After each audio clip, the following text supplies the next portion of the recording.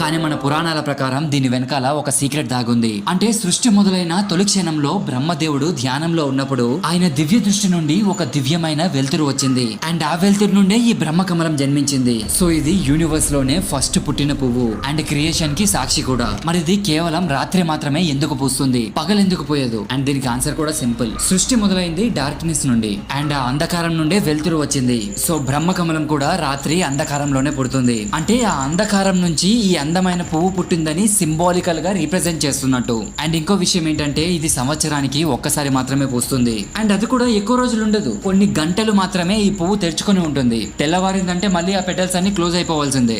ఇక మళ్ళీ దీన్ని మనం దర్శించుకునేది సంవత్సరం తర్వాత. సో ఇది బ్రహ్మదేవుడి యొక్క బ్యూటిఫుల్ క్రియేషన్ అన్నమాట. అండ్ అందుకే దీనికి కేదార్నాథ్, బద్రీనాథ్ లాంటి పుణ్యక్షేత్రాల్లో సెపరేట్ ఫ్యాన్ బేస్ ఉంది. అంటే సెపరేట్ పూజలు నిర్వహిస్తారు. అండ్ శాస్త్రాల ప్రకారం ఈ పువ్వు వికసిస్తున్నప్పుడు చూస్తే మనకి మోక్షం లభిస్తుందని కూడా చెప్తారు.